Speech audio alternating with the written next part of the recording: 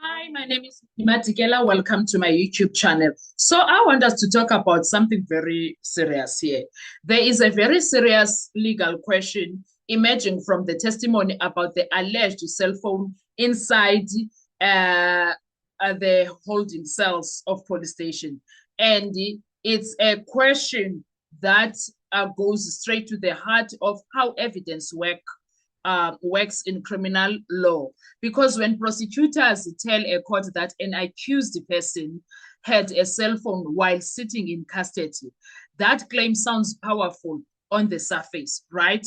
But the moment you apply logic, in fact, the moment you apply basic logic, basic legal logic, the story suddenly becomes much more complicated because mm, because the first question any court must ask is simple. Was this a single cell? Because if the accused was alone in that cell, then the argument becomes straightforward. If a phone is found there, the state can argue it belonged to him. But if a cell was shared with other detainees, then the entire situation changes immediately. Now the question becomes, who actually saw him using that phone? Did any cellmate testify that they saw him making calls? Did any no, he was not in prison. Did any police officer say they witnessed him typing messages?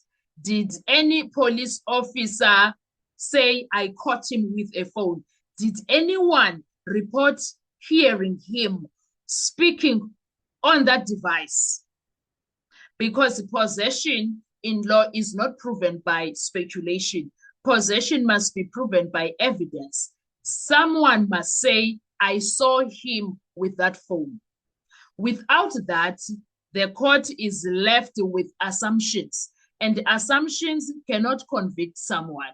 But the problem does not stop there, because if a cell phone was truly found in a holding cell, there should be a clear paper trail in every police station. When illegal items are confiscated, officers must document the event.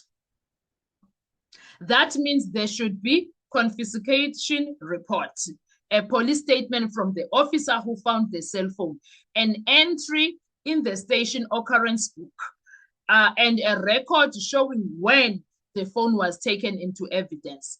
And those records must include the very specific details: the date, the time, the location, who found the phone, and who took custody of it. Without that documentation, the next critical legal issue emerges. Something very criminal court, every criminal court takes very seriously: chain of custody. Chain of custody is the legal process that provides evidence has not been, that proves evidence has not been tampered with. The prosecution must show exactly what happened to that phone from the moment it was discovered until the moment it appeared in court. Who found it? Who collected it? Who stored it? Who analyzed the data? And who eventually brought it before the judge?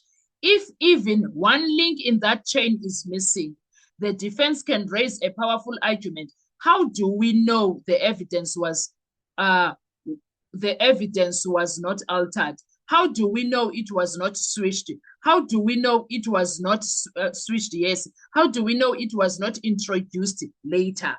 And then another major problem appears, because according to the testimony, the accused was moved between different police stations while in custody. Every time a detainee arrives at a police station, officers must perform a search. This is standard procedure.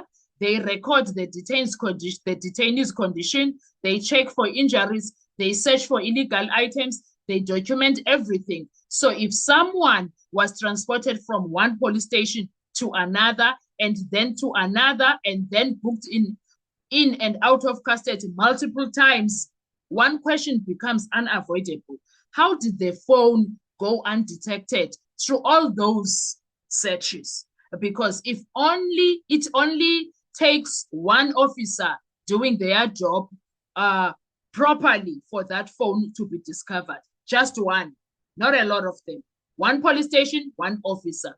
And if it truly existed and that cell phone, in that cell phone, and if it truly existed in that cell, the records should show when it was confiscated. But then the situation becomes even more complicated when cell phone location data enters the conversation, because there were claims that the phone appeared to be active near University of Pretoria.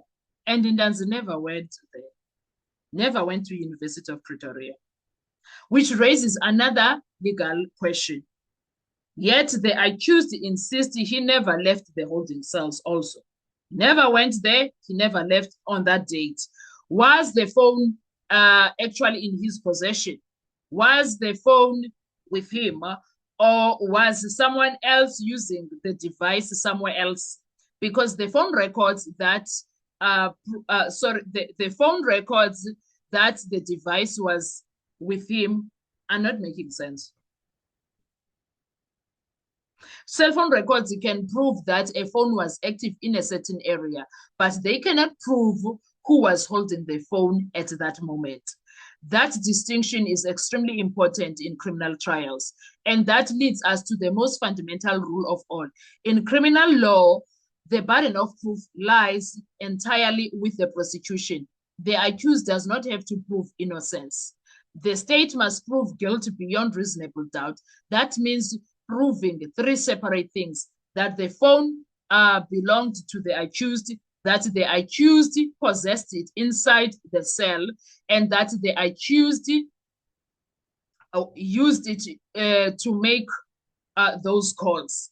If the prosecution cannot prove all three, then the court is left with a serious legal gap. And in criminal law, gaps in evidence are not minor issues. They are the very definition of reasonable doubt.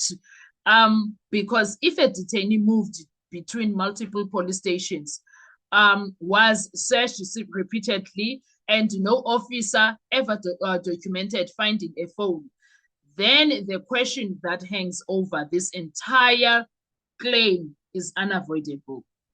Did the phone really exist in the possession at all? Or are we looking at a piece of evidence that still has unanswered questions surrounding it? And in a murder trial where every detail matters, those questions are not small.